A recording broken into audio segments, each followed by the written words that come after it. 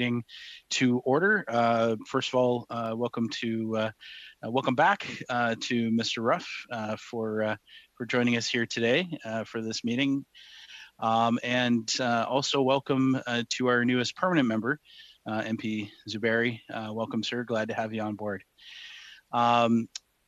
This is the meeting number 31 of the House of Commons Standing Committee on Veterans Affairs. Today's meeting is taking place, as usual, in the hybrid format.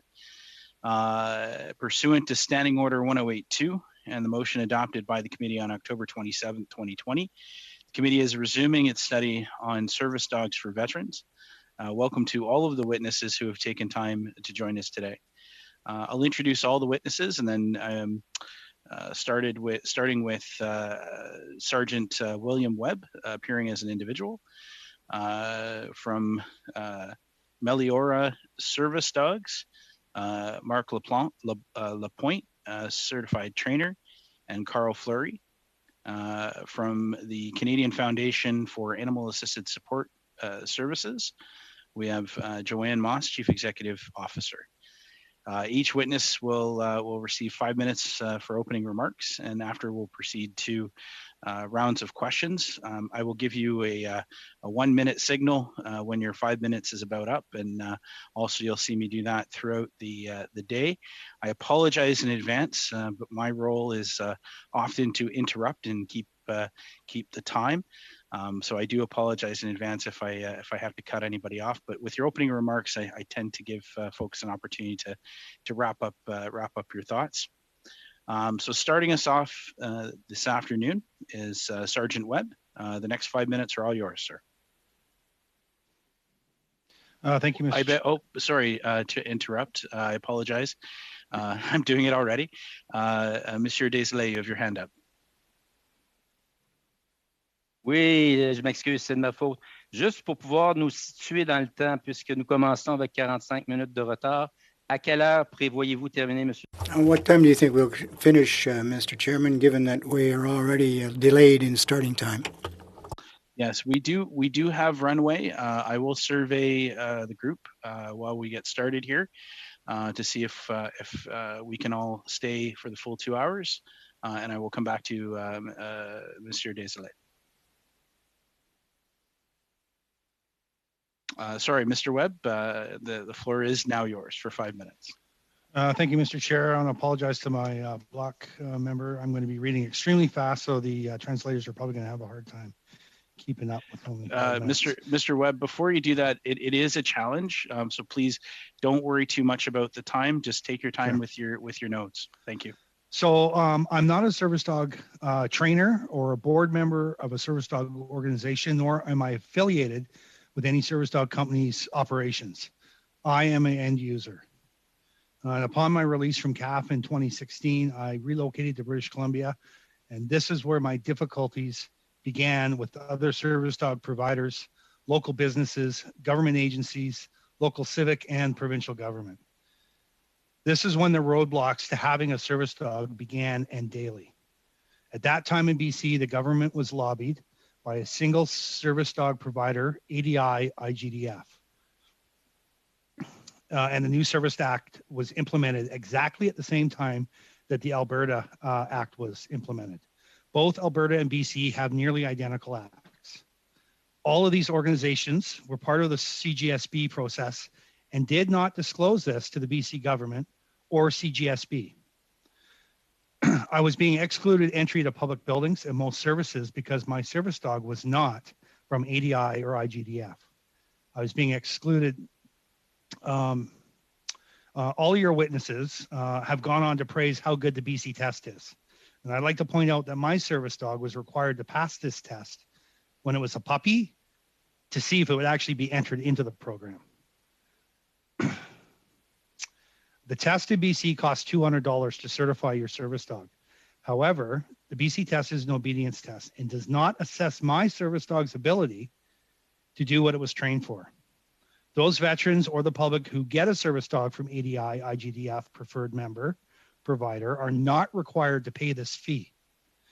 The former Speaker of the House, the BC Legislature, and current MLA Linda Reid is the president of the BC Alberta Guide Dogs. an ADI IGDF member organization. And MLA Scott Hamilton was on the board of directors of Pacific Assistance Dogs. Both were involved with this committee making sweeping changes to the Act in BC, and subsequently these two providers were the only approved providers in BC under the Act. There are currently now 3. The Director of Corporate Policy for BC, Toby Louie, wrote the Act and wrote policy for PADS as well. As you can see, there's a huge conflict of interest as no one involved with these service dog providers recused themselves from any debates or work on this Act. And this is a perfect example of how these service dog providers insert themselves into government policy. The Minister of Public Safety currently, the Minister MLA Mike Farnsworth, has stated that the Service Dog Act in BC is voluntary. However, if one wishes to be afforded all the benefits of the Act, we need to have a service ID card for BC. On the back of this card, it states, in possession of a certified guide dog or service dog is granted access rights to public places and tenancy rights. The Canadian Charter already affords us these rights. The province also states that it does not certify service dogs. However, on the front of the service dog ID card, it says, certified by the province of BC. This past Christmas, my service dog became ill and suddenly died. Currently, I'm second guessing whether or not to get another service dog because of the predatory behavior of service dog providers and the restrictions in BC. Many service dog providers in this country are predatory to some degree and are only looking to advance their agendas. If the veteran is the purpose for these psychiatric dogs, it's the veterans that are consistently stuck in the middle of the fight between providers. 10 years ago, there were only about 8 service dog providers in Canada. There are now about 132. So you tell me it's not about the money. One of the biggest difficulties facing veterans is the misuse, misinformation, and downright dishonesty in the terminology used by this unregulated industry in Canada. Bill Ralph of Wounded Warriors Canada stated in his testimony that their standard falls in line with ADI, which is accredited. Ms. Forms also stated that national service dogs were accredited by Imagine Canada. I'd like to point out that Imagine Canada only accredits charitable organizations' operations. They do not accredit production, standards, or training of service dogs. Sheila O'Brien was asked about ADI accreditation and stated ADI is peer-to-peer reviewed, not by an independent third party. There are no accredited providers anywhere internationally. This is not only misleading to the public, but to governments. And when MPs, MLAs, or MPPs use this language, it only reinforces the misinformation. Service dog providers in Canada have inserted themselves into all levels of government to press their agendas, and some MPs, even on this committee, through advocacy, whether directly or indirectly, are not doing the veteran a service. On the contrary, it's a disservice. Our Member of Parliament from South Surrey White Rock, MP Finley, is the treasurer and a direct board member of BC Alberta Guide Dogs, which is an ADI member, pressing to make their standard, which isn't published or available to the public, the law of the land. Phil Ralph also referred to the ADI standard. Nowhere in the Act is there a standard for BC. In fact, the only standard available on the ADI site is a code of conduct for member organizations. The ADI IGDF standard is proprietary and they do not release this to the public or to anyone. It's for their members only. The Director General of Policy Research, Ms. Baird, stated that the CGSB study failed because members could not come to consensus. I would have to disagree with this assessment completely. The fact that the CGSB was shut down for a time and investigated because of this process is alarming. The service dog industry cannot be relied upon to make a national standard. There's too much animosity between providers to play nice in the sandbox and too much money to be lost with these personalities. Currently, the Human Research Standard Organization, accredited by SCC, is working on the development of a national standard. VAC was invited to participate in the study, but they stated they were not able to participate. This leads me to believe that the department plans to do something different. VAC needs to stay out of this independent process completely and allow it to proceed unimpeded. MP Wagentall asked a question last week. Where did Wounded Warriors get the professional ability to determine whether or not they comply with standards, and how are Wounded Warriors qualified to do that? This question was not answered by Mr. Cousineau, so I'm going to answer it now. Wounded Warriors Canada is not qualified to determine compliance of standards. Wounded Warriors Canada is not a service dog provider. They have no trainers or master dog trainers. They only provide funding to third-party providers, and they are not in a position to oversee or front a standard process. I would like to thank the member for North Island Powell River for mentioning my difficulties at being homeless with my service dog. On January 1st, 2016, when the BC legislature put into force the BC Guide and Service Dog Act, this act does not recognize any service dog teams or providers that were not trained or who are not affiliated with ADI or IGDF, and is in complete violation of a Veterans Charter of Rights, Canadian Human Rights Act, and the UN Convention on Rights of Persons with Disabilities.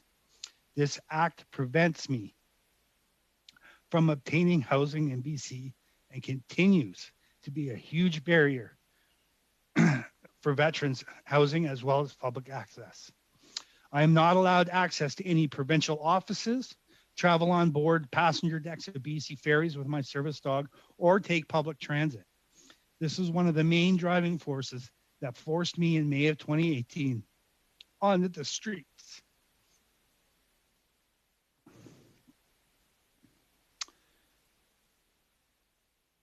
Because I don't fit the criteria for the BC Service Dog Act. Mr. Cousineau stated that the BC Act has been upheld by the Canadian Human Rights Commission, when in fact it has failed several times with human rights complaints against BC ferries, residential tenancy, denial of access at Costco, and including my own denial of public access.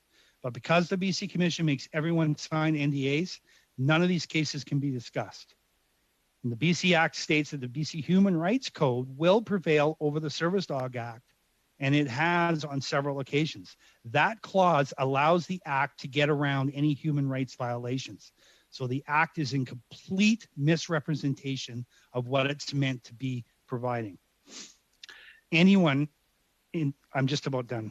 Thank you, Mr. Webb. In BC, anyone can have a service dog because the BC certification is only an obedience test.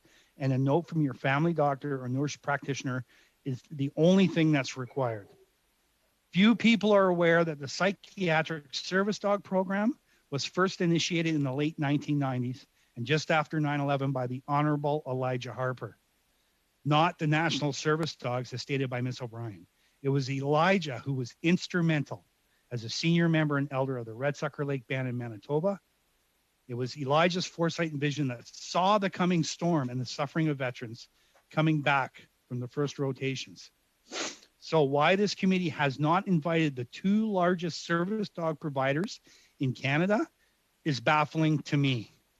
There is currently a national standard, unofficial, published in Canada.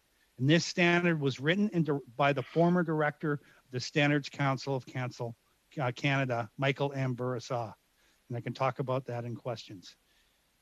Thank you. In closing, I ask that the committee take all the information from service dog providers with a grain of salt. Do not rely on the infighting within this multi-million-dollar unregulated industry. Yes, veterans get dogs for free, but somebody has to be paid to rear, feed, kennel, and train these dogs. There's two camps in the service dog world in Canada, ADI, IGDF, and the MSAR standard. Thank you. That's all I got to say. Thank you very much, Mr. Webb. Up next, we have from Meliora Service Dogs, and I hope I'm pronouncing that correctly, Mr. Lapointe Yes. and Carl Fleury. I believe, Mr. Lapointe, you're gonna take the remarks, sir. Yes, I am. Everyone can hear me well? We can. The next Perfect. 5 minutes are yours, sir. Okay, I'd just like to start by saying to Bill Webb, thank you so much for what you just said. I've been in the same battle for 10 years, and we need to talk, buddy. Okay? We need to talk about that. Okay, my name is Mark Lapointe, Force veteran with 25 years of service and experience, both as a non-commissioned and a commissioned officer in the infantry, airborne regiment, in the special forces. While serving Canada on multiple overseas deployment, I, like many others, brothers and sisters of arms, suffered cumulative post-traumatic stress disorder, and which led me to a medical retiring from the forces in 2014. Here with me today is Carl and his service dog, India, from the board of directors of Meloria Service Dogs Organization, to assist me with answering any questions you may have in the perspective of a member. Okay. Not only does Carl have fellow veterans, but he and India are graduates of the program curriculum and has begun the process to be a service dog trainer and mentor in our peer support network. Since 2013, I have dedicated myself personally and financially to help others regain hope and healing through training medical service dogs and their partners. I have personally fostered and trained more than 75 dogs, 150 medical service dog teams, and was a director for 2 service dog training organizations in 3 different countries. In 2016, I was awarded the Minister of Veterans Affairs Canada commendation while working with veterans and their medical service dogs. In 2017, I was approached to assist with a psychological service dog medically study completed by the University of Saskatchewan and the Canadian Centre of Substance Use and Addiction. I am one of those consultants for the university. Since co-founding Meloria in 2020, over 25 veterans and retired first responders have completed the Meloria program, and some have been able to return to work, school, or self-fulfilling activities. To answer the first question of the efficacy of the use of psychiatric service dogs by Canadian Armed Forces for veterans, I have firsthand experience to know how a medical service dog helps to relieve the symptoms of PTSD. With my own personal service dog, it called Bosley, and the director of standards and training at Meloria, I meet with disabled people almost every day, whose lives have been improved and sometimes saved by the partnership of a medical service dog. Medical service dogs are meant to complement traditional medical and psychological care for a disabled person. It's not an answer to all, right? Not only are the dogs known to have naturally calming effect on PTSD sufferers, but each medical service dog is specifically trained for their partner's needs. Many of Meloria's trained medical service dogs have been trained to interrupt unhealthy and unwanted behavior symptoms in their partners, wake up their teammate for night terrors, provide comforting pressure, wait, right? Partner during a crisis, assist in during recovery from fear paralysis or dissociative state, and prevent or interrupt emotional overload. Our medical service dogs are also trained to assist with their partners for other medical conditions, such as to detect and assist members with the event of a seizure, allergic reaction, high or low blood pressure, diabetic emergencies. As our members age, the dog are trained to retrieve objects because of the mobility issues, right? Help with balance and carry items or medical necessities. Members with hearing impairment have medical service dogs to alert them to alarms, doorbells, and for people needing their attention. Throughout my time training medical service dog for veterans and first responders, I've both felt and seen the incredible improvements of the PTSD symptoms only gained through the medical service dog partnership. All of our medical service dog teams benefit from increased physical activity, better emotional connection to others, improved sleep, happier family relationships, reduced anxiety, a significant decrease in depression and suicidal thoughts, and a reduction in medication. The ultimate success of a psychological medical service dog partnership is measured when that person no longer needs a service dog to navigate during their daily living activities. That's our goal. In fact, most graduates of our training program will only have one service dog because they've already regained their independence and when their dog naturally retires. To answer question B, resources required by the Department of Veterans Affairs. The resources required by the Department of Veterans Affairs to implement access to psychiatric service dogs are the recognition of psychiatric medical service dogs within VAC and across Canada, a national registry of responsible and ethical medical service dog program providers, which identifies certified dogs, users, handlers, trainers, and training organizations, a common standard for training and certification of medical service dog teams across Canada, a national registry of responsible and ethical dog breeders, which have proven to breed healthy dogs and that can calm a temperament and appropriately long working lives.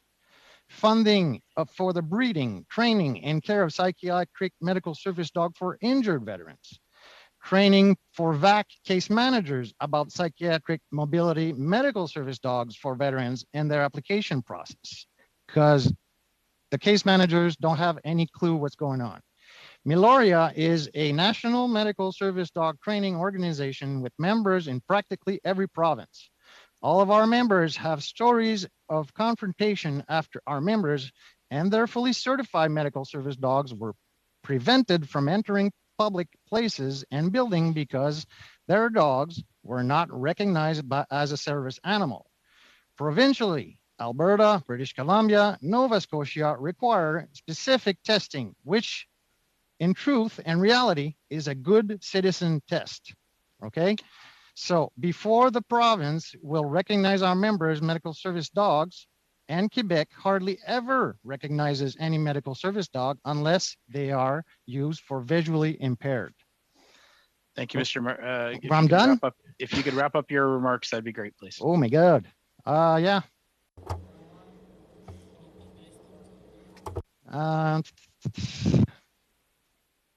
Okay, in my role as a director, certification and standard at Miloria, I have made it my duty to train the best medical service dog teams in Canada. I have set our qualification benchmark to meet and exceed the requirement of any provincial. Psychiatric medical service dog must be able to perform the highest of standards because of the natural nature of the injuries of their user handler. I believe Miloria's science-based and compassion medical service dog team training in real-world environment in the gold standard for psychiatric medical service dog training in Canada. I have provided the committee with a document. Monsieur le Président. Pardon? Yes. Point of order, Mr. Chairman. Go ahead, Luke. Sorry. Il n'y a pas de traduction en français présentement. But there's no interpretation into French right now. Confirm that the translation is working.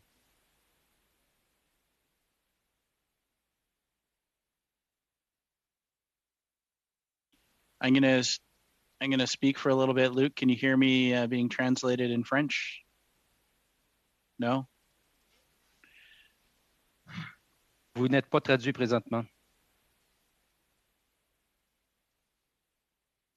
I'm not hearing the translation in English either.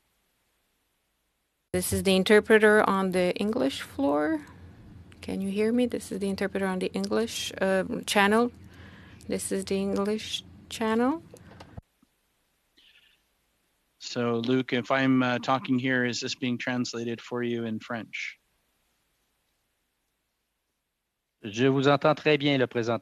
I can hear you very clearly right now. Thank you. Yes. Okay. Sorry about that. You know, it wouldn't be a Zoom meeting during a pandemic if we didn't have some technical problems. So I will give it back to you for just please final thoughts, Mr. Lapointe. Yeah, 2 sentences. I'll just repeat whatever Mr. Desilets missed. Make sure he got this. I believe Miloria's science-based and compassionate medical service dog teams training in a real-world environment is the gold standard for psychiatric medical service dog training in Canada. I have provided the committee with the documents Meloria uses to train and evaluate our teams so you can review them at your convenience. I must emphasize that the point of any standards that will be set should make compassion and empathy towards the disabled person the first priority, not money. Thank you so much. And I would like to say hi to Mrs. Wagenthal and Mrs. Moss. Thank you very much, sir. And now over to our final witness today. We have joining us from the Canadian Federation for Animal Assisted Support Services, Ms. Joanne Moss, Chief Executive Officer. Go ahead. Can everyone hear me? Yes? Okay, great. Okay, well, good afternoon, everyone. Thank you so much for the opportunity of meeting here with all of you this afternoon. The Canadian Foundation for Animal Assisted Support Services, CFAS for short, is an impartial national registered charity that promotes Canada's burgeoning animal assisted services sector. We are dedicated to consumers and users, the welfare of the animals, and collaboration with animal assisted services, practitioners, and service providers to promote quality and service excellence. We build bridges between communities, disciplines, and sectors to benefit people, pets, and partners. The easiest way to describe what the Foundation does is that it aims to fill gaps and connect the dots within Canada's highly fragmented, unregulated, multi-million-dollar sector. The service dog industry is one segment within the sector. While we appreciate the cited contributions concerning Assistance Dogs International, or ADI, please understand that ADI is not the service dog industry, but rather one business model within the industry. For this reason, ADI's private standards and peer review accreditation program are only applicable to their respective member organizations for brand recognition and performance. But this is not just characteristic of ADI, but all service dog organizations. This is one reason why private company standards could not and cannot be adopted as National Standards of Canada, NSCs. The withdrawal of the Canadian General Standards Board's Service Dog Standards Project had a lot to do with breaking new ground in uncharted territories within a self-regulated landscape. Suffice to say that all new and established industries experience growing pains, and Canada's service dog industry is no exception. The reason is that National Standards of Canada use international standard development best practices to safeguard the interests of Canadians. Standards Council of Canada is a member of the International Organization for Standardization, ISO, and is affiliated with 165 countries worldwide. It's important to note that an NSC is not a policy, a guideline, procedure, or an accreditation or certification program. A user of the NSC can adapt its procedures to align with the population served, and in this case, veterans. For Canada's dog industry to survive and even thrive, isn't it time to put aside brand and market share, stumbling blocks, to focus on what matters most, honoring and supporting Canada's veterans and their families? This initiative is about challenging the status quo, not consumers, end users, practitioners, or service providers, but to enhance current practices to ensure quality, public safety, and animal welfare. Diversity is the fuel that informs and ignites the development of highly effective national standards of Canada. Therefore, differences can be the catalyst for new innovations. So what happens next? The Foundation is partnering with the Human Research Standards Organization, a Standards Council of Canada accredited standards development organization, to develop 4 cutting-edge national standards of Canada. These NSCs are now proceeding to development. With this in mind, I would ask all of you, please consider the following key points to formulate your conclusions and decisions. NSCs are expressed through requirements based on current normative references as regulations, policies, and guidelines, and informative references like publications, articles, journals, and seed documents, such as private company standards. NSCs emphasize the need to respect consumer interests, the human rights and dignity, and also consumer rights. I mentioned that, sorry. NSCs must ensure balanced interests to prevent conflict of interest. Standards Council of Canada's governing legislation, the Standards Council of Canada Act, outlines its mandate to promote efficient and effective voluntary standardization in Canada, where standardization is not expressly provided in law. The Competition Act contains criminal and civil provisions to prevent anti-competitive behavior and practices that impede competition, drive up pricing, and limit supply. The Canadian Charter of Rights and Freedoms proclaims that when a law conflicts with human rights, the Charter prevails, as does human rights legislation. We are at a crossroad. The broad road leads to endless debates, adversity, and division. However, the narrow road leads to hope, harmony, consensus decision-making, and a promising future. We may not have it all together, but together we have it all. So let's make our veterans and their families as proud of us as we are of them. Thank you. Thank you very much, Ms. Moss, and that's a great way to end your comments today. A fantastic sentiment. Just an update, unless there's any objections from any of the committee members, we will extend today, so we get the full time, but we do have a hard stop at 6 p.m. Starting us off in the 1 minute, or excuse me, in round number 1 in the 6-minute round, MP Wagenthal, go ahead. Thank you, Chair. When you said 1 minute, I almost croaked. All right, 5 minutes. Thank you all. So you get 6. You get 6. Oh, 6 minutes. Sorry. Thank you all for being here. I appreciate nothing more than hearing directly from our veterans' experiences, because that ultimately tells the story of what we need to deal with. And I want to be as clear and concise as I can so that you can be clear and concise and we can get lots of questions answered.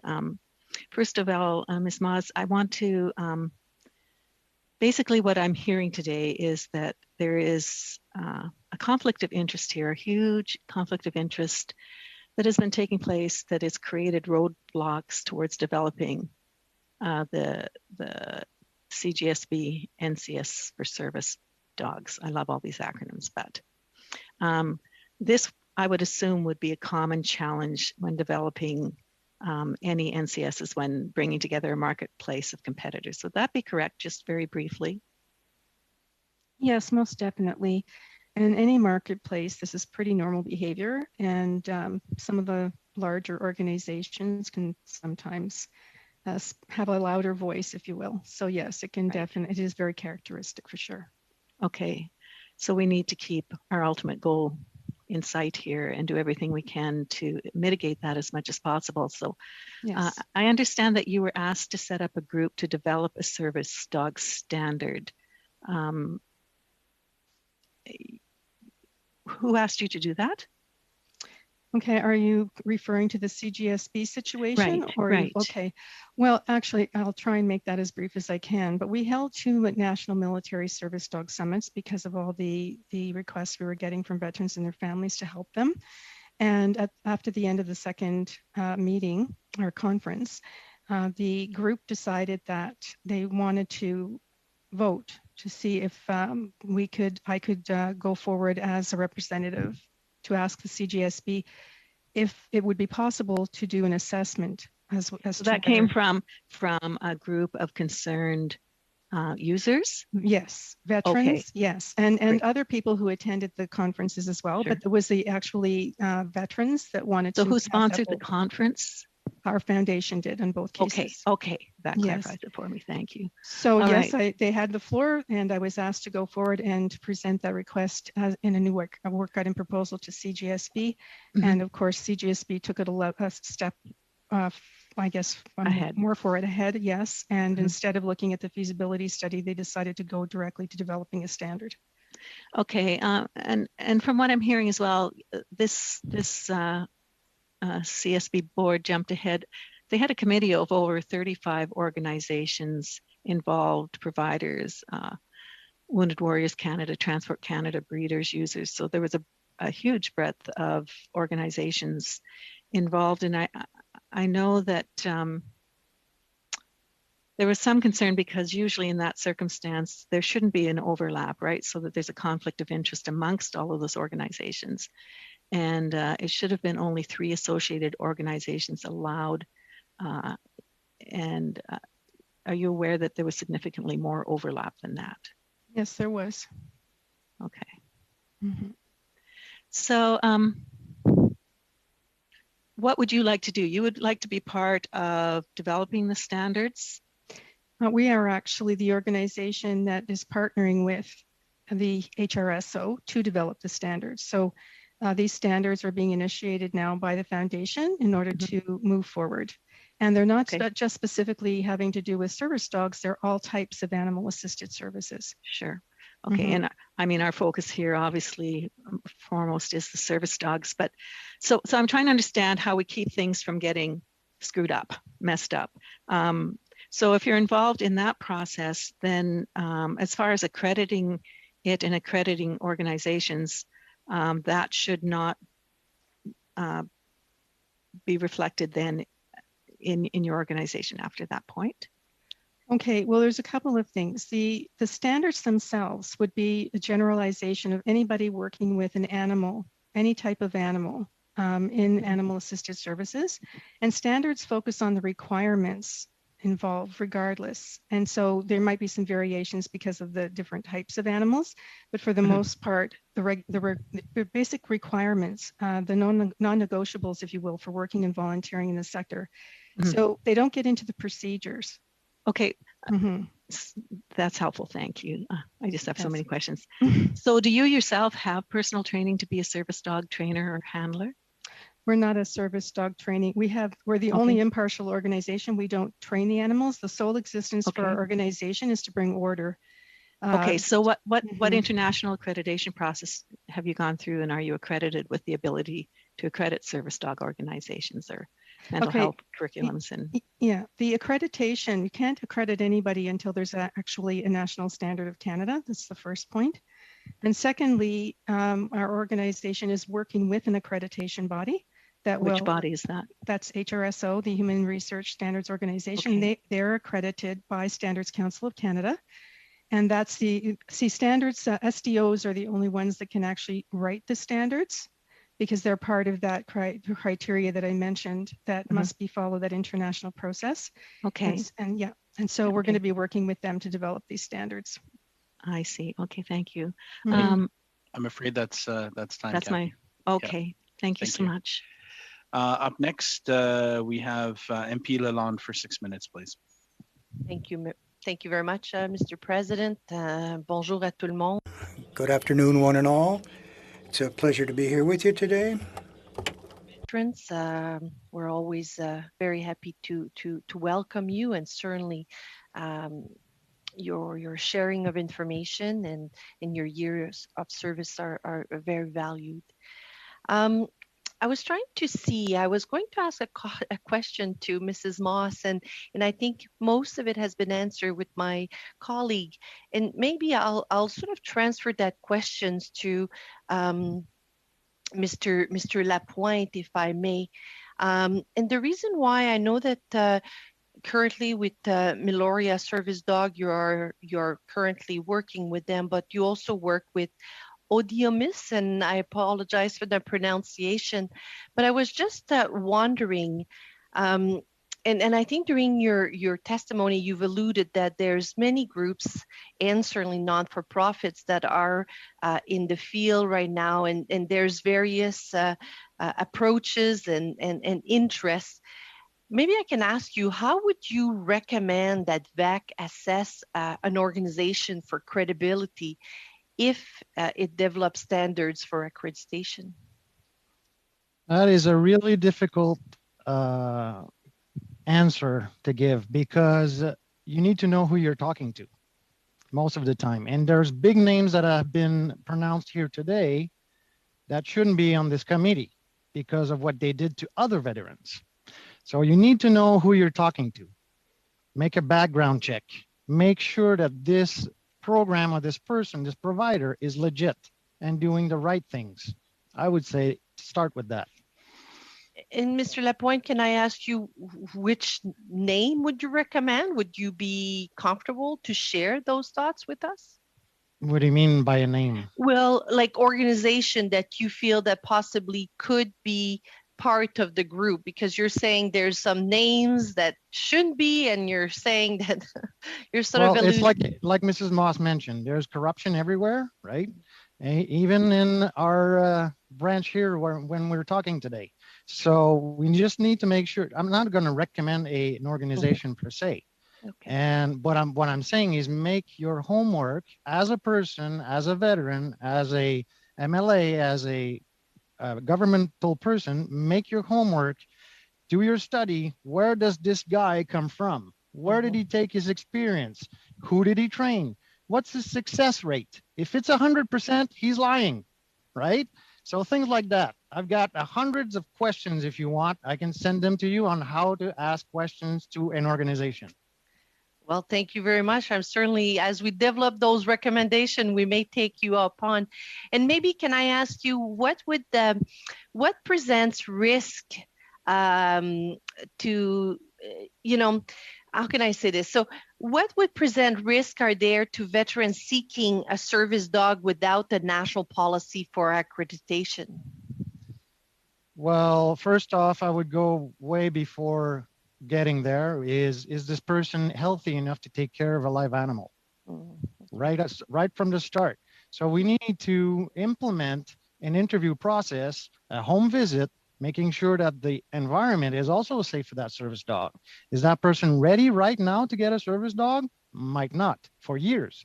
So it's not just a given fixing problem thing. A dog is a lot of responsibility, and not every veteran can afford or take care of. So it's not an answer to the injury. It's helpful. It's a tool to help you get better in order to get to the next level, which is regain dignity, confidence, socialize, etc. Okay. Thank you very much. Merci. Plaisir. My pleasure. You're finished your time. Thank you. You had some more time left. Well, maybe then if I do, sorry, Mr. May, I didn't want to intrude in my, maybe I can ask the same question to Mrs. Moss or to Mr. Webb, if they can sort of ask or answer about, how would you recommend that VAC assess an organization for credibility if it is developed standard for accreditation? Do you want me to go first, Joanne? I can, whichever. I have a quick answer, but okay. Go ahead, Joanne. Yeah, you want me to go? Okay. First of all, before you can look at accreditation, as I mentioned, there needs to be a standard to accredit to. So that means a standard that develops the requirements. The procedures on how you achieve those requirements is a totally different document. Okay. Thank you. Go ahead. You're welcome. Mr. Webb? VAC needs to stay out of the service dog world. Period. It's not Veterans Affairs' job to get involved with the service dog world. It will work itself out, I believe, through this independent process of a national standards process. And with accreditation, that's a whole different ballgame with regards to standards. So would you give it to a third party? Oh, Mr. Chair, can I continue? Just a few more seconds. Mr. Webb, would you continue elaborating maybe for me? Once a national standard comes out and an accreditation process could begin, yep. I would leave it up to the individual to do their research and then make an informed decision. But there's so much information right now, so much misinformation on the web right now, it's impossible to make an informed decision. Thank you very much. Thank you. That's time now. MP Desilets for 6 minutes, please. Merci, Monsieur le Président. Thank you very much, Chair. And thank you very much for your service to our country, Mr. Webb and Mr. Lapointe. My question, first of all, will be to Mr. Lapointe. You probably are aware that Australia's VAC, or Veterans Affairs, pays for the quasi-totality of all costs for a service dog, whether it's training, whether it's maintenance, so to speak, or after the fact. Should we be doing the same? Well, before responding to that question, I'd like to tell you that in the United States, there's an insurance company for service dogs called True Companion. And in fact, Veterans Affairs, through True Companion, can offer free insurance coverage for their service dog. Now, that's something that could be done here in Canada to help our community. Sorry, I mean, I got a little off track. If you want to repeat your question. Well, should we follow Australia's example? Certainly, sure. I'm a veteran myself, as you know. I do this to help other veterans. And I give myself wholeheartedly to this activity, 120% for my country. I believe, as I've made this effort for my country, I think that they should give me a hand up to make a better life for myself. It's peanuts. It's $1,200 a year for a service dog. That's not much. On 10 years of service, roughly average, it might cost you 10 grand. That's base price. There's no profit added on that. We're talking about food, insurance, vet fees, veterinarian fees, and the training is already paid up front before that. So I pay for everything once I have the dog, and I'd really like to get a little assistance. I'm being very serious when I say that. So what's the obstacle in your mind that VAC can't pick up this cost? Politics and policy, I suppose. If somebody knows somebody that's credible, well, fine. But, you know, we listen to that person. It turns out it's not a very credible source, and he does the opposite. You know, he's only exacerbating the situation for the veterans. Truth is, 80% of our organizations, maybe more, are not doing it for the right motive, if you wish. They're not there to help or reestablish or get the guy out of the pit, out of the trench. I get my pals out of the trenches. You know, I tell them, look, this is what it's going to cost you. There's roadblocks everywhere. There's roadblocks. We've got to stop that. According to you, the facts are in that these service dogs are truly a positive medical device. Yes, sir, I do. University of Saskatchewan at Regina has shown, their studies have shown, that we reduce 60 to 70% of medical pharmaceutical use within the first year with the help of a dog. Now, and probably somebody who's had a service dog for a year or more was probably now studying in some college or on a school bench somewhere. So we're there to re-empower our vets. You mentioned a couple of university studies. Are there other studies in the literature that could illustrate or demonstrate that an investment of $12,000 a year would allow us to save, I don't know, an equivalent of, $30,000 in drug costs? We've done it with the RCMP. We, in fact, have done that. We explained to them how many billions of dollars you might be saving by drugs alone. Could we have access? Would you provide us with access to that? The University of Saskatchewan, under the study director, Colleen Tydell. All right, thank you. In your perspective, compared to the United States, we use the United States often as a comparator. I don't know why in all cases, but do they have similar projects or programs? Well, they used to have some, but you know, it's more of a free market. In the terms of ADI, for example, it's service animals. There's some weird things too. I mean, a parrot, for example. It's a bit bizarre. On the Canadian side, what we need is, first of all, a standard, professional standards, in order to protect the security of the public, of course, the security of the individual vet, and the security of the dog. Somebody might decide to hit on the dog with an umbrella because he's there. But we need a standard where people are made aware and educated. Veterans Affairs should keep out. Yes, well, that's a good point. But at the same time, people have to be educated and knowledgeable about what's going on and how it works. We need something objective, an organization completely out of the industry per se, the industry, willing to do well for our veterans. Thank you. I think my time is up, Mr. Chairman, and all you have to do is flag me down. I can ask more questions. No, everyone's being very, very good with their timing today. Up next, we have MP Blaney. Thank you, Chair, and I want to thank all of the folks that were here to testify today. I really appreciate it. And for those of you who have served, thank you so much for your service. It means a lot to every Canadian. Bill, I'm going to come to you first, of course. You know, the more that you've taught me and the longer we do this study, the more I can see that we just need national standards so that the end user benefits. And without these standards, there's just so many broken pieces that creates this framework that is fragmented and leaves veterans behind. So I'm just wondering if you could tell us, Bill, how did having a service dog change your life?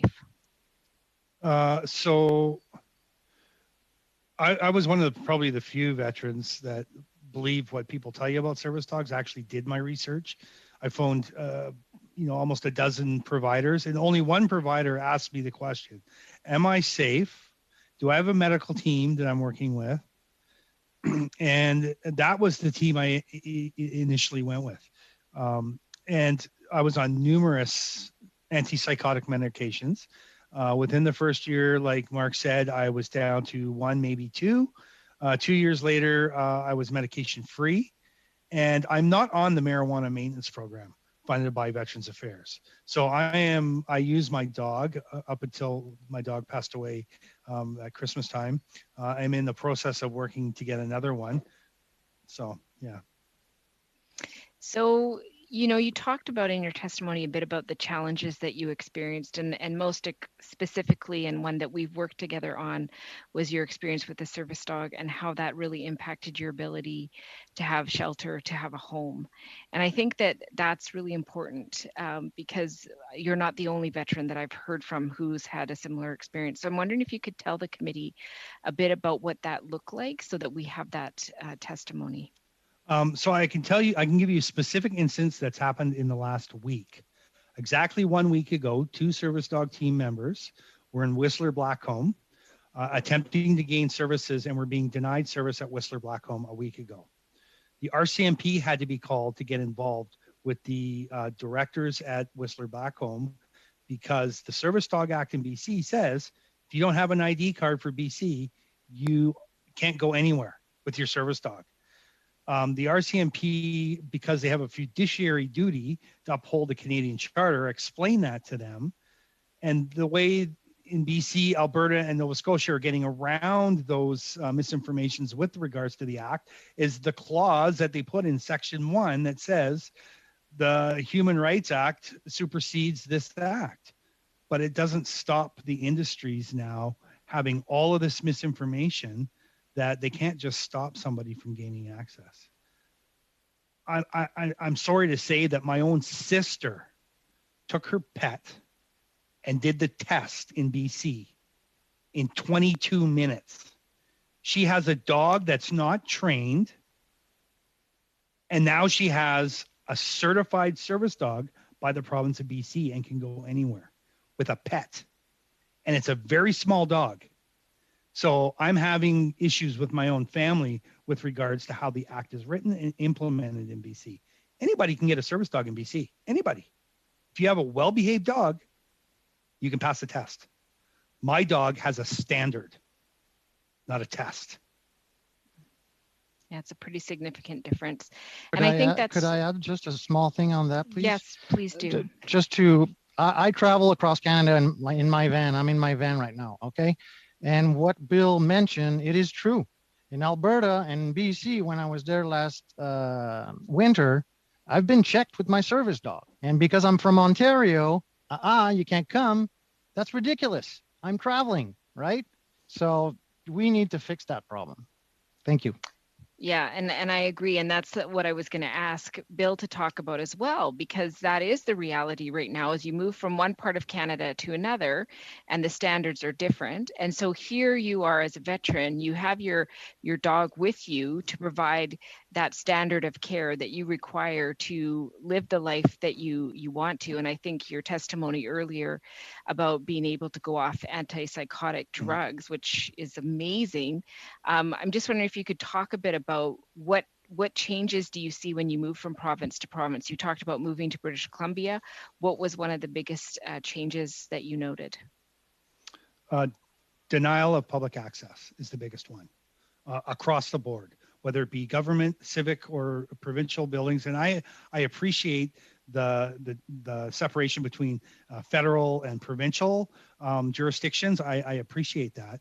But when we have federal members of parliament sitting on organizations that are pushing those organizations' agenda to write policy that also now affects the Competition Act, because if you're a service dog provider and you don't belong to ADI in BC, you can't practice your position. You're put at a disadvantage. But because this is all human rights law, there's no money in it, so lawyers aren't going to get involved. So that leaves the veteran on the end being abused by the system consistently. And in your opinion, what needs to happen at VAC in order for veterans across Canada safely and securely obtain a service dog? I definitely need VAC to stay out of the development of standards process. Veterans Affairs should support it wholeheartedly, but take an independent outside approach, because service dog organizations have made huge inroads to push their agenda within the department itself. It's rampant. And I run into it all the time. And that's why Veterans Affairs needs to stay out of it and stay completely impartial with the process of a standard. Thank you. Afraid that's time. Up next, for 5 minutes, MP Ruff, please. Thank you, Chair. And first off, my personal thanks to you, Bill, Mark. My assumption is Carl's a former member too of the Canadian Forces, just based by his stellar haircut. I spent 25 years in the infantry myself and only retired 2 years ago. So I know where you're coming from, and I want to thank you for your service. I'm fortunate. I'm not dealing with some of the challenges many others have, but I have a lot of my former colleagues and friends that do suffer and are dependent upon their animals, their service dogs, to support them. And as you stated, some of them, they don't, what standard do they meet? There is no standard here. And so this is something I had the fortunate to be part of this committee when I first got elected. Haven't been on it in the last year. Almost now, or 8 months. And so it's glad to be back. And I'm a little, I guess, shocked to see some of the challenges and what we're facing here. So I guess I want to go back to you there, Bill, and Sergeant Webb there on some of your comments. You know, I totally agree. I think that we need to keep, the politicians out of the business of deciding standards, or even the government. That isn't for elected businesses or elected officials. But what organization, do you guys have a suggestion, or how do we select that process to set these standards going forward? So I just want you to elaborate a bit more on that, Sergeant Webb. So the process has already started with the HRSO that the Canadian Association of Animal Support Services is involved in. So there's an independent body. And I want to say that Joanne Moss is organization that's completely independent, gets attacked by industry all the time for the work that they're trying to do and staying impartial. So the independent study is happening right now to try to put together a national standard, and that just needs to allow that to happen. I challenge all of you to go on and Google 3 service dog organizations' websites and look for their copy of their standard. It will not be there. The only published standard available that is through Courageous Companions. They're the only one that has their standard up on their website. Nobody else does. They talk about standards, but they won't make them public. So the only public available standard right now is from one organization. And it's not a national standard, but it's published. It's there so people can see it. So yeah, and I totally agree with that. I'm a big believer in the transparency side of it. I guess a question I'm going to ask to all 3 witnesses real quick here is,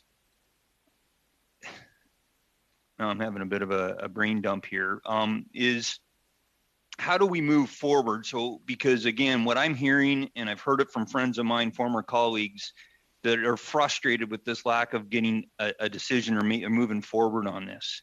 So in your opinion, how long, because to me, this isn't rocket science. This is something we should be able to solve quite quickly. It's not going to be perfect. We're going to still have challenges, but we need to get these national standards established. In your viewpoints, how long should we take to steer whatever independent organization forward and get a standard established so that this is common and we're not running into these mobility challenges, these service challenges across the country? If we can start with you, Mark. Well, that's a tough question to answer because obviously I'm going to preach for my choir, right? Because my standards are really high, and I go with safety. Safety is across the board, and professionalism, etiquette, right? Things like that. We're not just strolling with a service dog. The service dog needs to be invisible to public and not become an obstruction, things like that. So who to recommend or who to go see to get some advice is hard for me to tell you. I would be honest and say Mrs. Moss. Go and see her. She's impartial. She's been doing this for 20 years. I guess that's the solution right now. And she's been implicated in so many stuff. So she's aware about standards. So I'm not so much about who, but how long. To me, some of these standards do exist. Like, how long before we just get this established? It's not rocket science, like you said, sir. It could. I mean, it's not difficult. We just sit down and say, okay, these are the procedures. Are these safe? Yes, they are. Then we have to train people to make sure that these standards and answered at the end of the day. Not just like, oh yeah, you're my buddy, you're good. No, it doesn't work like that, right? That's a long-winded officer's answer, Mark. Exactly. I'm afraid that's time, guys. I see Miss Moss, you have your hand up. Is this in relation to this question or? Okay, yes, we'll have to come back to you. Okay. Okay. Up next, we have MP Fillmore for 5 minutes, please. Well, I'll start by saying thanks to the witnesses and to those who have served in CAF, and Ms. Moss, to your service as well with dogs. I wanted to start by chatting with you, Mr. Webb. I don't know if you prefer Bill or Sergeant Webb or Mr. Webb. If you give an indication, I'll follow that indication. You mentioned a few things, and I know it's all clear in your head, but if you could help it get clear in our heads, that'd be wonderful. You mentioned that there are predatory trainers out there. You said that we've gone from 8 dog training providers to 132, and that gives us some indication that there is some interest in the dollars. But you also said that the training that your dog received is not accepted by the BC government, for transit operators and that kind of thing. And so what I'm trying to understand is the problem that the training, and forgive me, the training that your dog received wasn't good enough? Or is it that the provincial governments and other organizations don't accept it because it doesn't have the right stamp on it? Exactly. Okay. It doesn't have the right stamp. The Service Dog Act in BC does not measure outcomes of training or standard of training. They only have the public access test is what they call it. And so they don't assess or look at the organization where I got my dog from and the standard that my dog was trained to. It's all about industry infiltrating government policy by being at the right place at the right time, by having members of parliament sit on boards as active treasurers or chairs to push that organization's agenda. And that's what's happened in BC, Alberta, and Nova Scotia. And I'm not afraid as an end user, I'm not a trainer, I'm an end user, to call a spade a spade. The industry, when it comes to pushing their agenda, is extremely predatory, and they'll do whatever it takes to push their agenda. One provider specifically, and that's ADI IGDF. They will push hard for their brand. They're affiliated with Wounded Warriors. They've got inroads with Veterans Affairs, with provincial government staffers. Like, they're everywhere, and it's wrong. Like, it needs to stop, and not just them. All providers need to just step out. Veterans Affairs can support that by suggesting to all the providers, send in all your documentation, send the Human Resource Standards Organization all of your standards documents, training manuals, all that. Send it to them and let them put something together comprehensive under one roof. If they have all the information from all the providers, the process would probably go pretty quick. And you feel that the Canada General Standards Board attempt failed because there were some predatory training organizations? I mean, yeah. So there were at the same time BC was doing work on their act. There were members sitting on the CGSB board that did not disclose to CGSB that BC was working on developing an act, and vice versa. They did not tell the BC government that they were working with CGSB to develop a national standard. So there's a huge conflict there with being transparent to the process. And if you look at the members that were a part of that organization, both CGSB and the provincial government, 95% of them were all aligned with one organization, whether directly or indirectly. Where's the fairness in that? There isn't, because the end user suffers. May I add something, sir, really important? Please. In the same idea, Alberta, if you Google the Alberta Service Dog Organization, governmental, there's one person in Alberta that is connected to a friend that assesses all the dogs of Alberta, okay? And there's just one person that decides who gets a service dog card or not. That's not okay either. There's no oversight in Alberta or BC over the act and how it's implemented with the production of IDs, the assessments. There's no oversight at all. Thank you. Okay. Thank you both. Up next for 2.5 minutes, MP Desilets, please. Thank you, Mr. Speaker. Another question for Mr. Lapointe. We only have 2.5 questions, though. VAC is financing Wounded Warriors. And since VAC does not have a standard on training and standards, they believe that they're doing the right kind of job. Do you think that the department gave them the task to establish the standard because the department is not able to do it? Wounded Warriors, you mean? Yes. I know Scott Maxwell, Phil Ralph that work there. I know both of them. I would tell you to be very careful because they like to say they know what they're doing to gain popularity among veterans for service dogs. And they have zero experience. And the way it's working right now, Wounded Warriors accept dogs for 4 organizations. These 4 organizations are kind of sketchy, I would say. You have to be careful. These 4 organizations work with other organizations where they take rescue dogs that are a bit damaged. They gave them to veterans, and then a veteran ends up with a difficult dog. This can happen actually very often. It's not a joke. I saw an organization withdraw a service dog from a veteran to sell it to a private person. I saw that. I can tell you there are things that happen that are incredible. How do you explain that VAC is still financing them? No, I don't think they know what's happening. No, the policy is like, yeah, everything is okay, just sign here, and that's it. That's how it works. There is no background check. Nobody talks to the veteran. Do you like your dog? Would you recommend this organization? Yes, no. Nobody's surveying what's happening.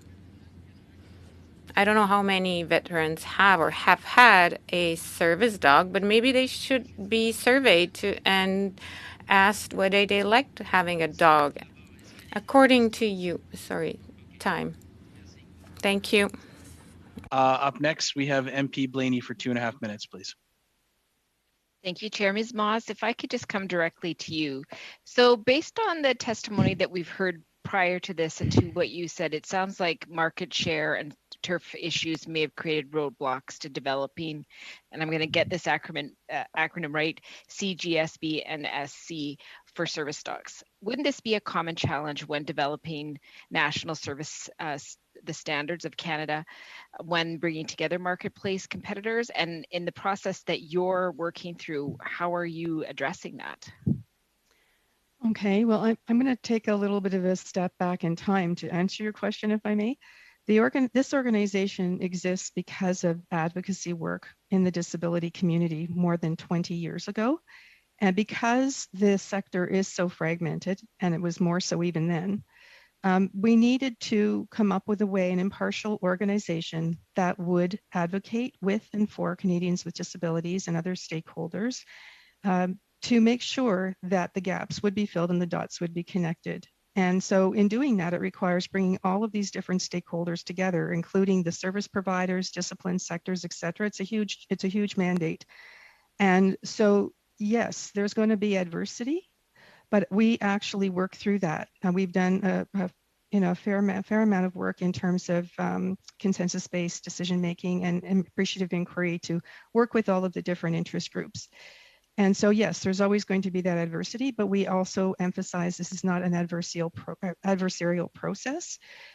So in other words, right now we are in our standards, our national standards of Canada have been published by Standards Council of Canada. They're on their website. We are ready to proceed to development. I'm actually working on the first technical committee, and we've had a phenomenal response from across Canada for people interested in participating on the technical committee. And that's how the process starts, with a technical committee that will vote and will work very diligently on the standard, a draft standard, and then it will later on go to public consultation. We get feedback. It comes back to the technical committee. We make revisions as necessary. Then we finish up we clean up the draft standard. Then it goes to Standards Council of Canada for their review. And then if all is good, Standards Council will publish that national standard.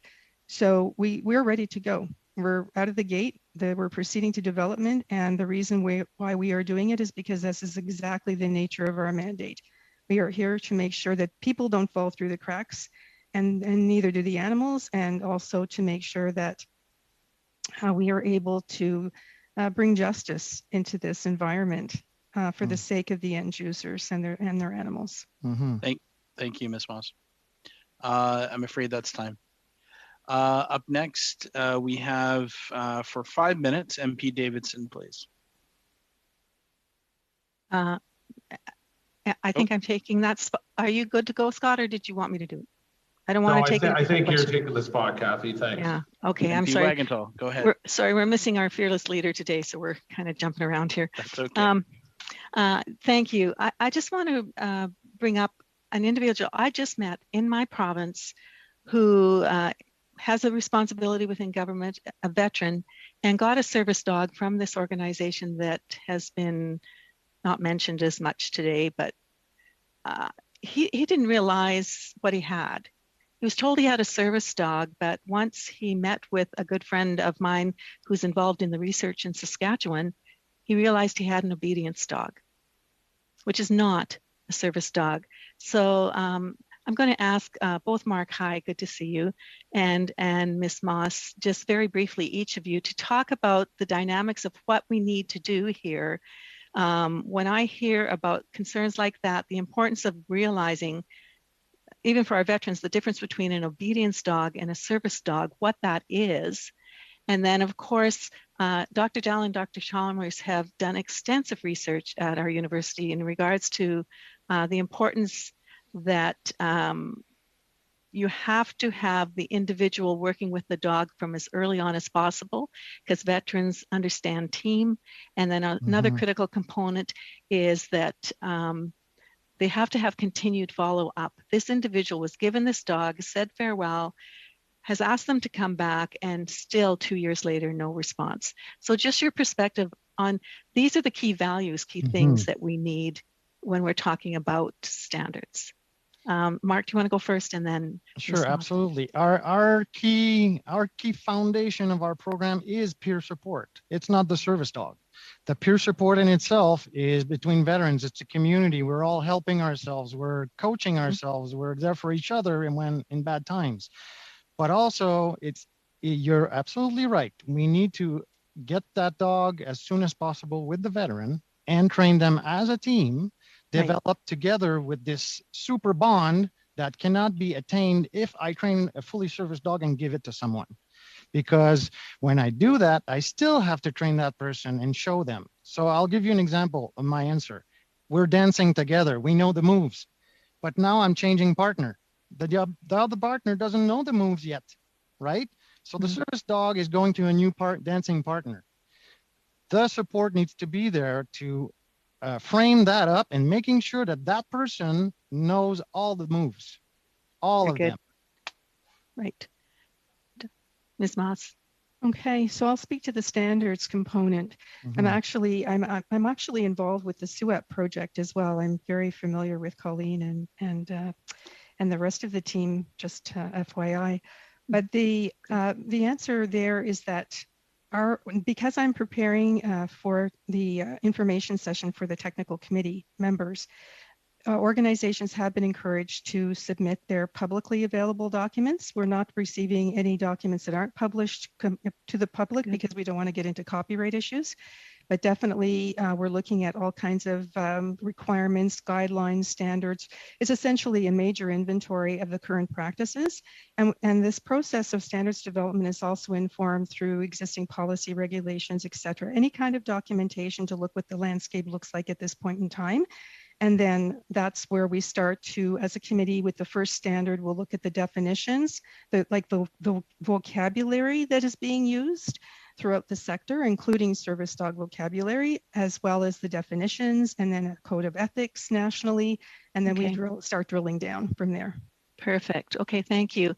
So just very briefly then, what are your views on multiple organizations having a recognized governmental program to provide service dogs to injured individuals? Because it's interesting, you know, I'm in a small business world, and there's a mixture of a variety of different individuals here or organizations that want to provide service dogs. But if those standards are there, we don't have to pick which ones would be the providers. They have to meet the standards. Is that correct? Yes.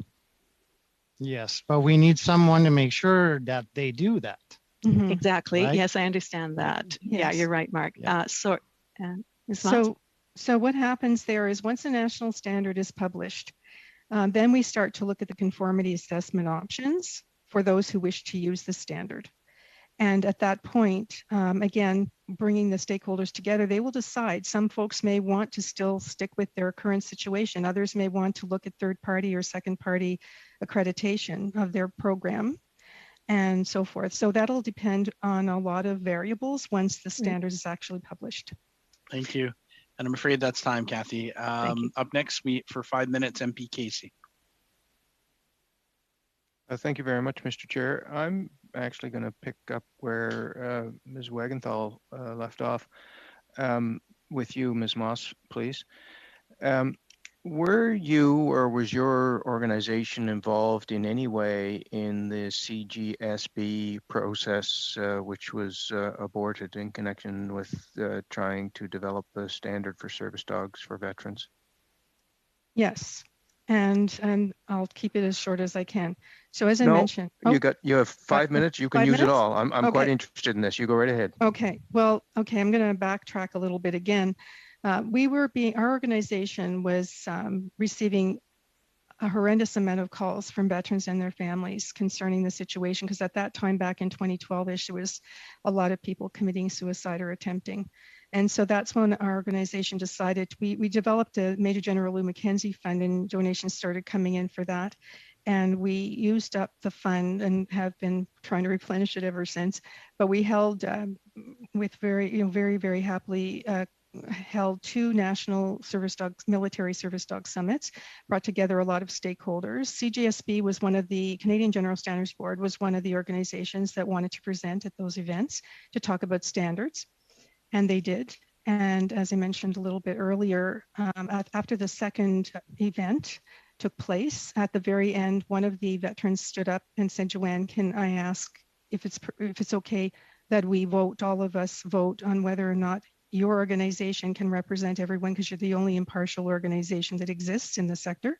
So she said, "We'd like you to see if we can have a new proposal to CGSB to see if it's feasible to develop the standard."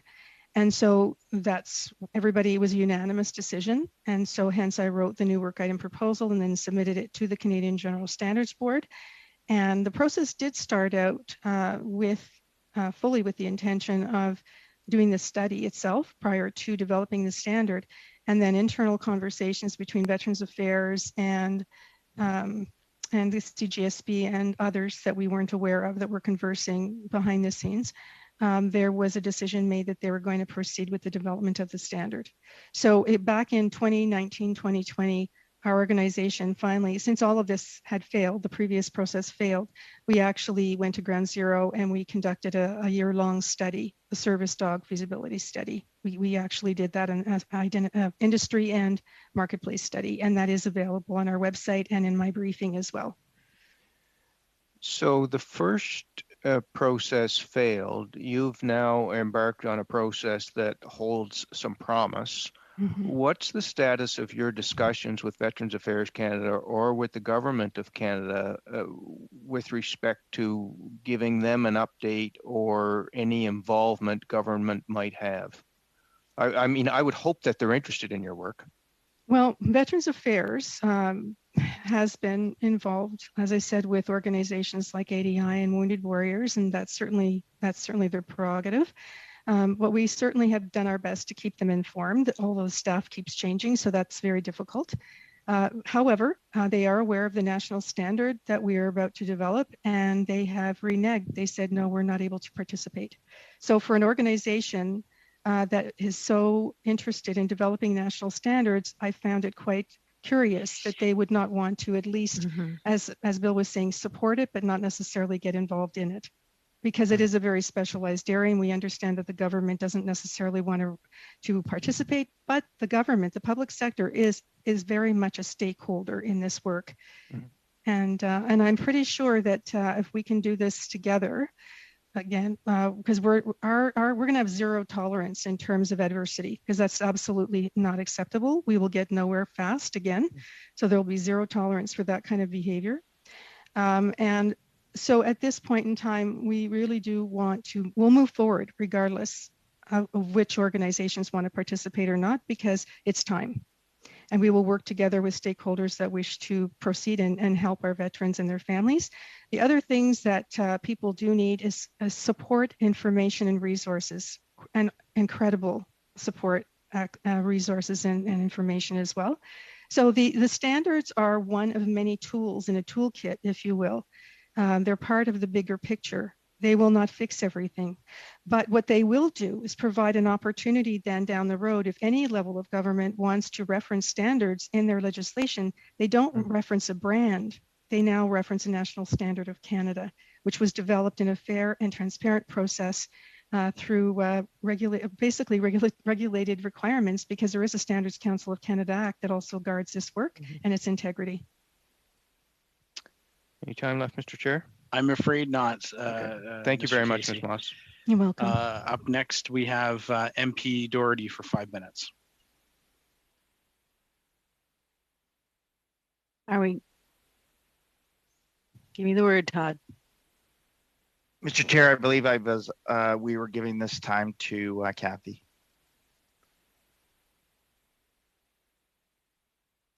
I know you guys are going to get really tired of listening to me, aren't you, my committee colleagues? I'm so passionate about this, and what we're hearing through this whole process, quite honestly, has been very educational. So I'm very grateful for that. I just want to take a moment to talk to Carl, because he's sitting here, and obviously you have a role to play, Carl. And I just want you to talk a little bit about your organization and what you guys are doing. And out of what you're hearing today, clearly we as members of a committee need to understand what it is we've actually been tasked with here. And I feel like it's getting a lot clearer today. But first of all, what does your name mean? Like Odiamus, and how do you say it? Meliura. Meliura. Yeah. I'm showing my ignorance here.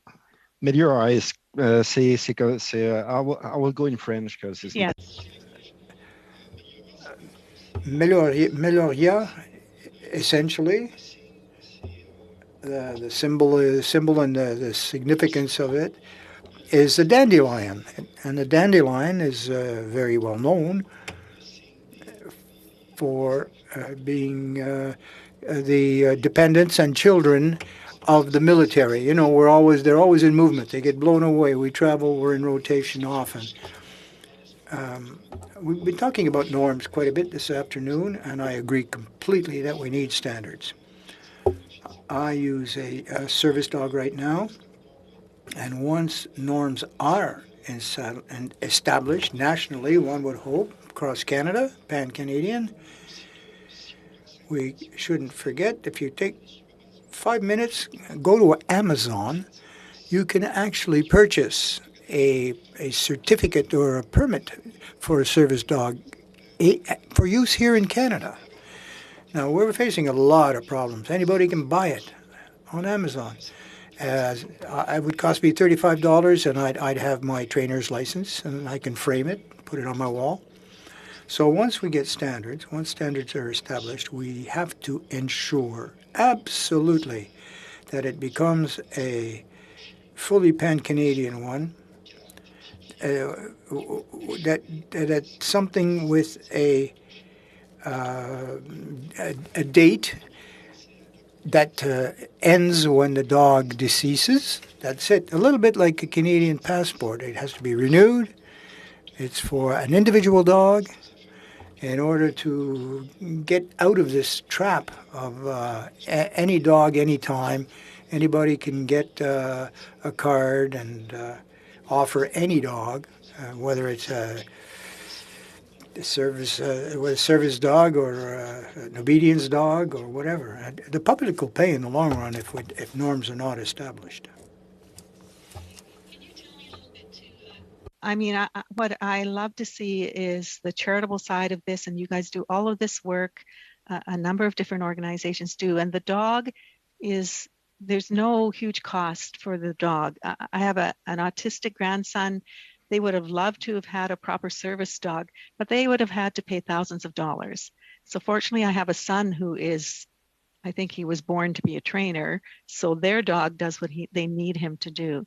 But how do you make sure that dogs are not being sold for something that they are not without these standards? How much corruption has been going on in regards to $30,000 for a dog that really isn't capable of doing what they've been told that it will do? Do you find that yourselves, that this is happening? Moi, ce qui est arrivé, c'est que Well, in my situation, I dealt with a dog breeder who was offering dogs as service dogs. And so when he had decided that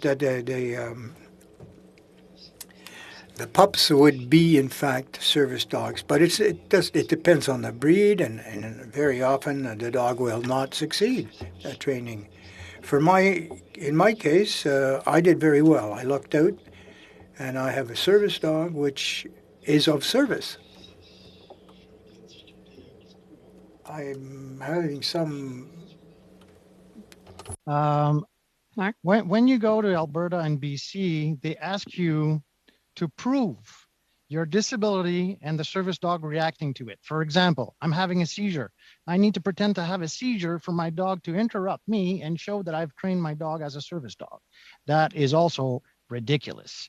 You cannot fake emotions. You cannot fake stuff like that. But you can train that into a dog, right? So how do we know if that's a real service dog? You'll see. A dog never lies. You will see it. It's professionally trained. It's there for the member. It's non-obstructive, right? It's doing its job. It has tasks. Mm-hmm. So at least a minimum, I would say in my book, 3 tasks. So nightmare interruption, grounding, whatever you need, exit of a building because you're in a panic or whatever. Right. So there are tasks like that you can. Thank you very much. Sorry, MP Wagenthal, that's time. MP Sampson for 5 minutes, please. Thank you, Chair, and thank you for all the for your service, all of you, and for the excellent presentation you did today. It's only been 4 meetings, but it seems like we got info from all different angles, and sometimes I question myself about, in 1969 and July 20th, I think it was, we went to the moon. And in 2021, we still don't kind of seem to establish standards, and it's unbelievable. We got to get through this, and we got to get through this as quickly as we can to support our veterans and their communities. It's got to be a top priority as we move forward. Mr. William, Mr. Webb, really enjoyed your presentation. Very factual, very clear, concise. But I'd like you to expand. I mean, I think throughout in the last 2-3 years, really, it's been evident that the service provider seems to have been the cause of the Canadian General Standards Committee, National Standards Committee, that was the problem, and you seem to make that clear. So, Mr. Webb, if you were the decision maker today, what would you do? How are we going to get through this tomorrow or next month? How are we going to have standards? You talked about getting veteran affairs out of there. Can you tell me in 1 minute how you would do this and establish standards? I would ask all the producers to provide all of their documents, their standards, their training methodology, all of that information. If all of that could be deposited into one central location so that the standard could then be pulled out of all of that information. But the reluctance of industry to share their information amongst each other is such a problem because everybody believes that my way is the right way. And in fact, it's not. There should be one, I could go on about everybody should have a standardized service dog vest. Everybody's vest looks the same across the board if we have a national standard. I mean, I could get into all of that. Yeah, thank you. I mean, I like that. Share. If you don't share, too bad, we move on. I mean, we just got to cut the mustard, if you allow me. I know Scott would appreciate that.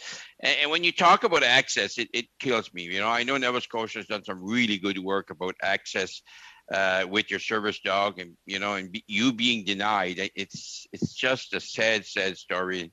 That's such an important part. I'll give you 30 seconds on that one.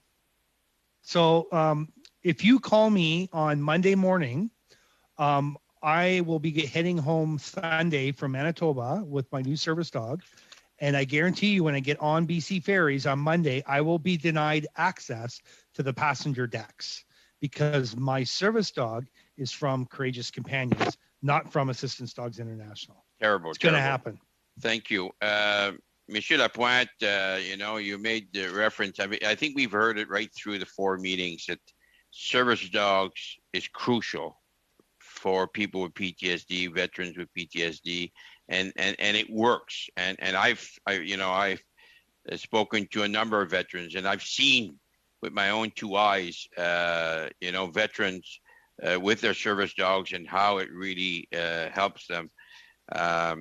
And I think we know that. Now we just got to get to the test. But Monsieur Lapointe, you brought a couple of points, and I think maybe you want to expand on that if you do. But I really enjoyed you talked about the funding insurance that the Americans are paying for, and that veteran survey. Those 2 sound good. You want to expand on that very quickly? Well, basically, veterans have a certain financial burden at some point, and having the service dog added to that, there's costs added to that. So, and if by malchance your dog gets injured or needs surgery and things like that, it's overwhelming. Yeah. Not only with our traumatic condition, PTSD, oh fuck, my dog is going to the hospital. Okay, I'm talking like a real person on the street here. So having Trupanion paid off by Veterans Affairs Canada for those services where the surgeries those are thousands of dollars, right? That would be helpful. I find that really interesting because it's an insurance policy. It's medical insurance for your service dog. Time. Yeah, thank you. Sorry, guys.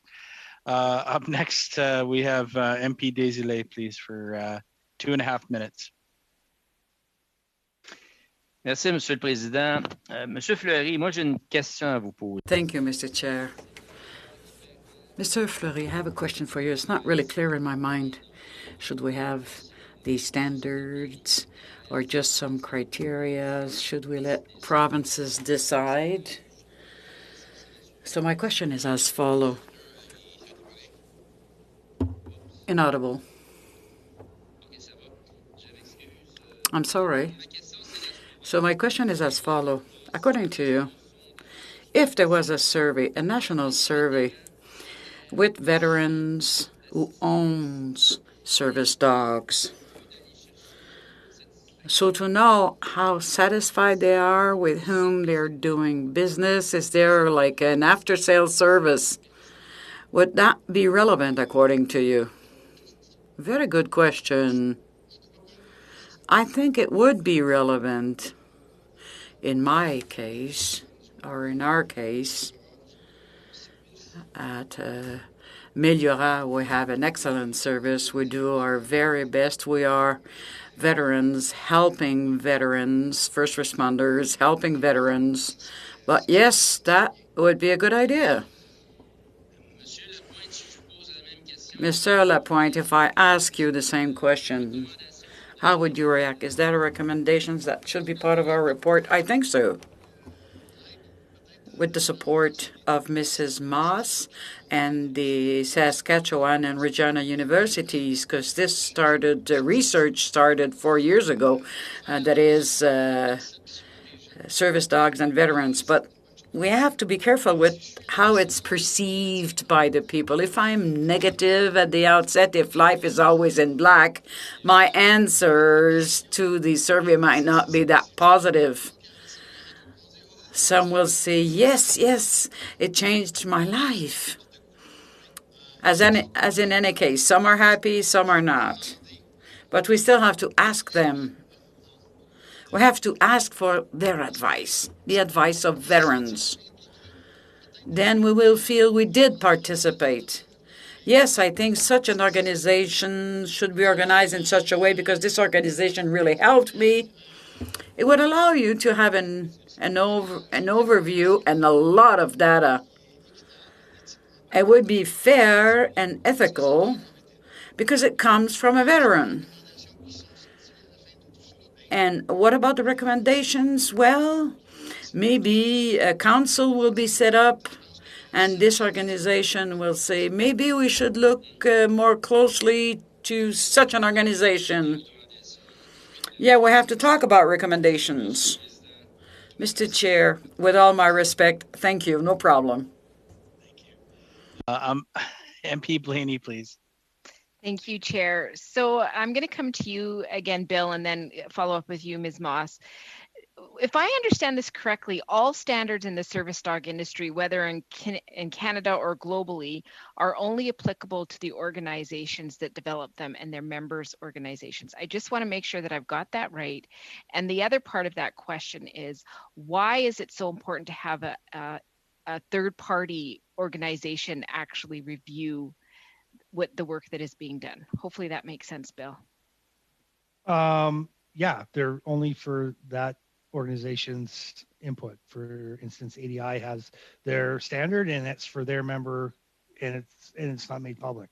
There's only one standard right now that is open for other industry users to use within the service dog world, and that's the Megan Search and Rescue standard for service dogs. It's on the website. It's available for people to use if they choose the industry. Other than that, really there is none. Thank you. Ms. Moss. The same question? Same question. And the other part is that third party organization or yeah. Mm-hmm.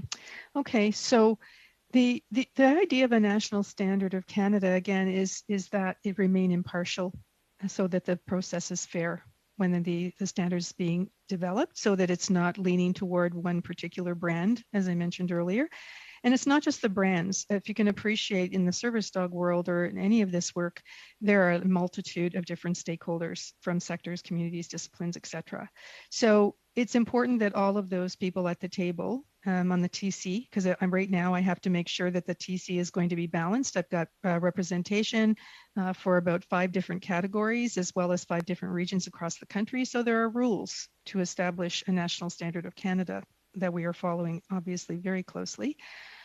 So having said that, in relation to what the current situation is in this environment, in the service dog industry, is again, it's so fragmented, and there aren't any, there's no rhyme or reason. Anybody can hang a shingle on their door. And hence why once a standard is actually developed and published by Standards Council of Canada, then there will be an impartial standard that everybody helped to produce. All of the various stakeholders had an opportunity to produce.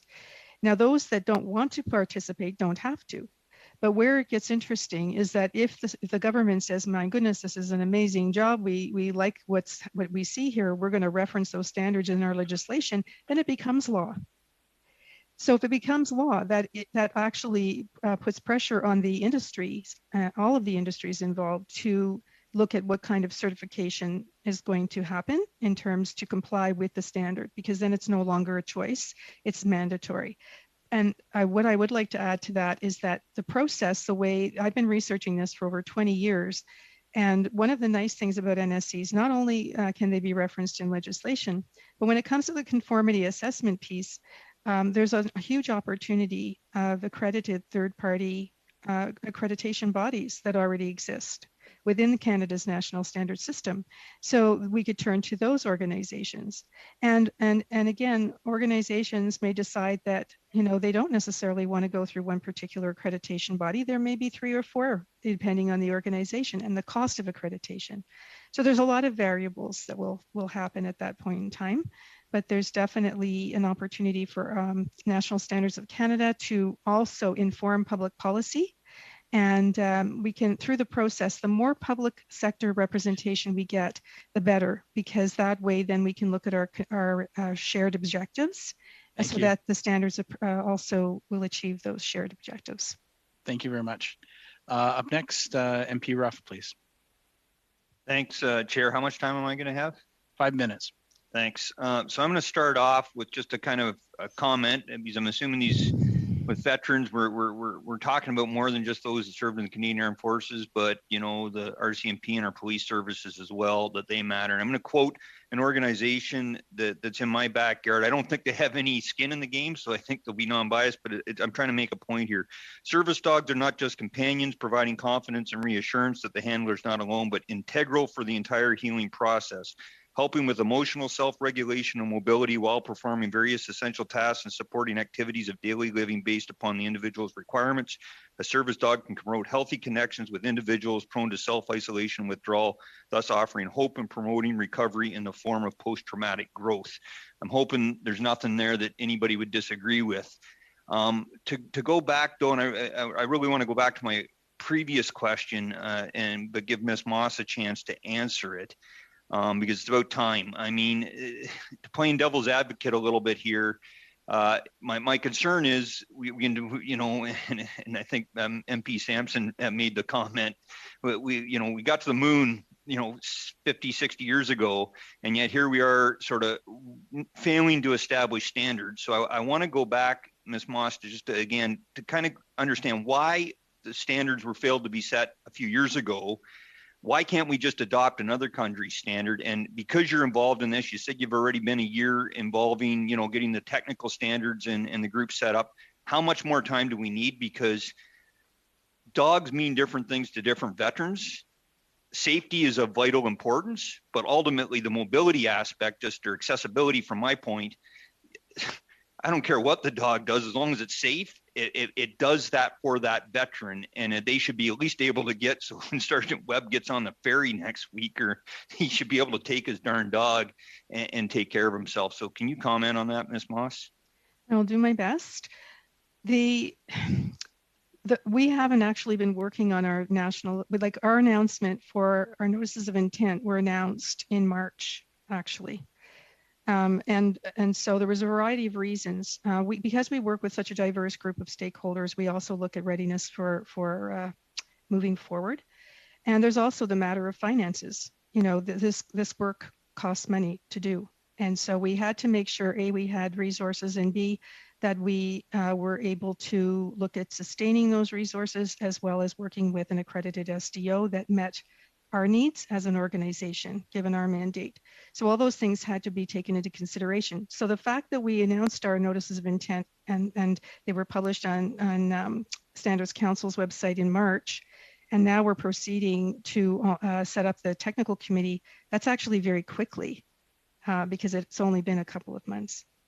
So we're actually breaking some new ground pretty quickly. So how much more time do you need keeping this simplified? Because again, if you got less money, it means you got to do it faster if you want to get the end goal. Mm-hmm. And my other question I ask, why can't we just adopt another country standard that's already been down this path? Nobody has been down this path. That's the interesting part. Most people assume that the infrastructure already exists elsewhere. It does not. That's why we're doing it.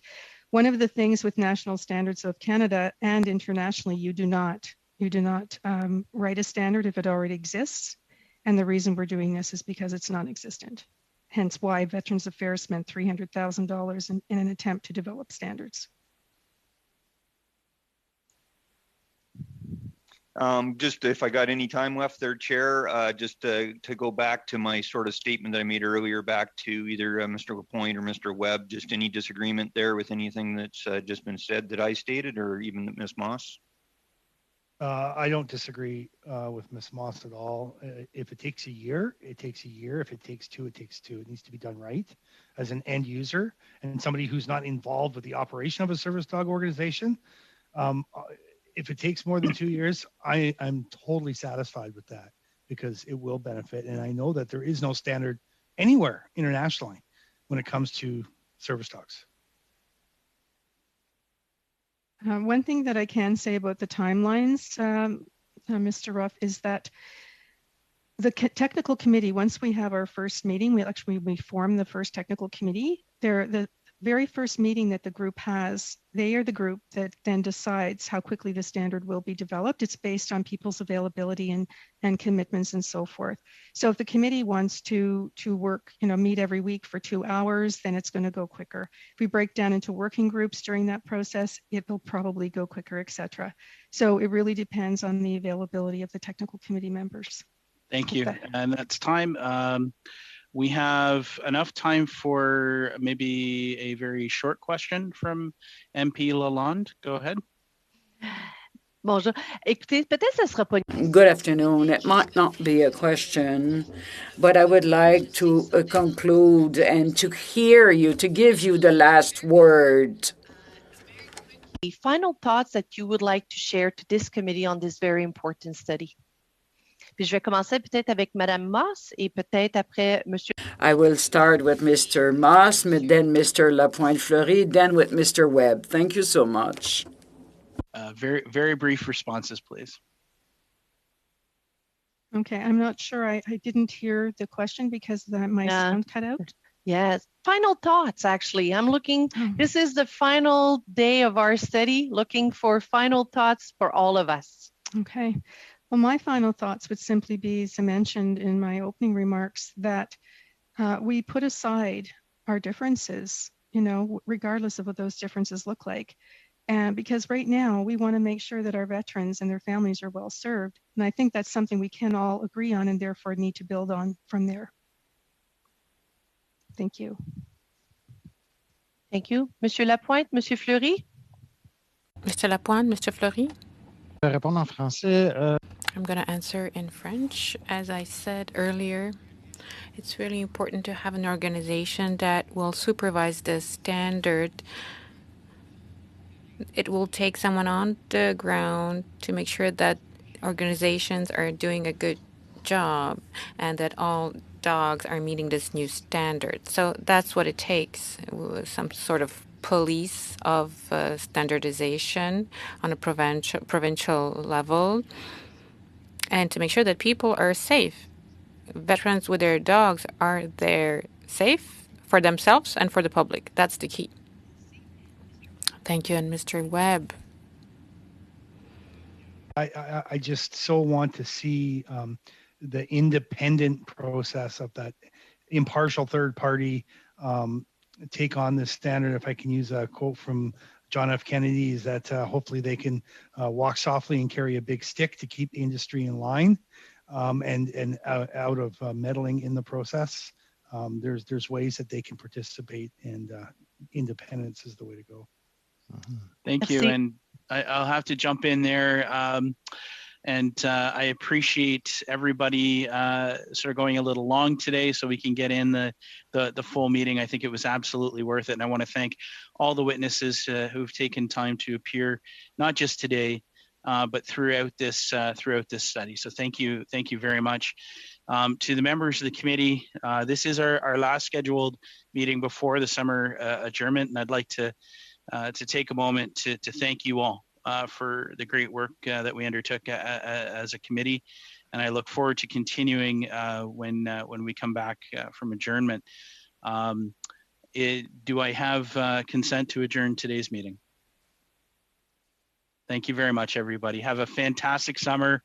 Well done, and I'll be tabling our last report tomorrow. So thank you very much, everyone.